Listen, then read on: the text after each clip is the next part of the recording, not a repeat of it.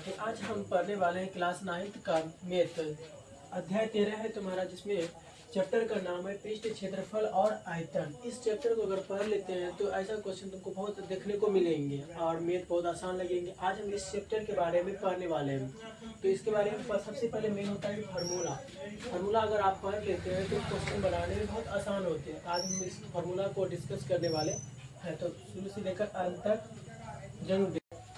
चलिए मेरे विद्यार्थी, आज हम पूरे फार्मूले लिख चुके हैं, जिनमें से मेरा 14 ही और पाया, इसमें टोटल 15 फार्मूले जो थे। सारे अगर 15 फार्मूले अगर याद कर लेते हैं तो इस चैप्टर को बनाना बहुत आसान हो जाएगा। और आयतन जो होता है, अर्धगोले का, घन का, ये सब कर निकालने के लिए बहुत आते हैं क्वेश्चन में।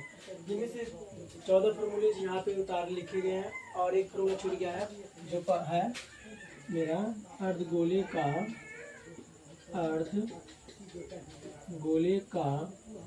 आयतन क्या होता है। अर्धगोले का आयतन होता है 2/3 पाई आर क्यूब।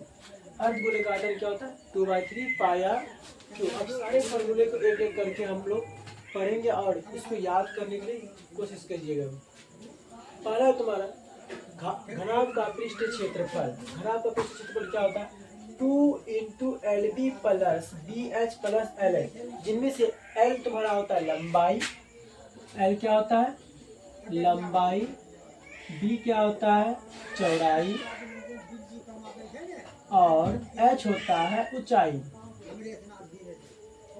इनको याद करने के लिए शॉर्ट ट्रिक है कि LBH।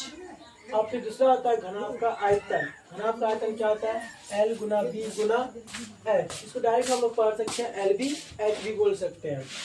फिर तीसरा है घन का पृष्ठ क्षेत्रफल 6 गुना भुजा स्क्वायर, या इसको शॉर्ट में क्या बोलते हैं डायरेक्ट 6A स्क्वायर। ए को भुजा मान लेते हैं। फिर है घन का आयतन भुजा क्यूब या A क्यूब।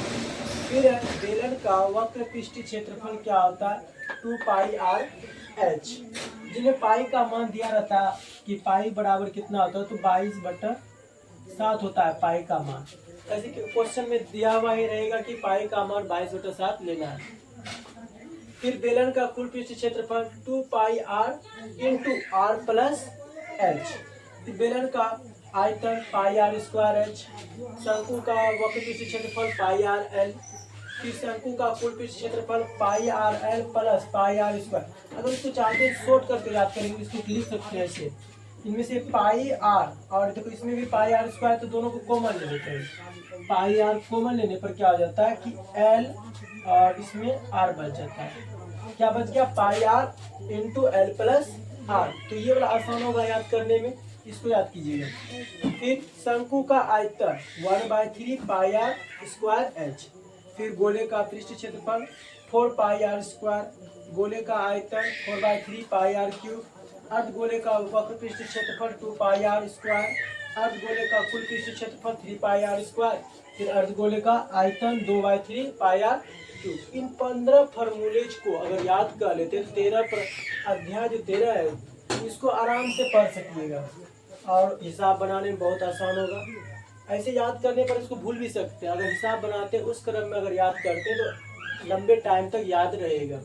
और इसके बाद हम अब स्टार्ट करेंगे प्रश्नावली को बनाने के लिए।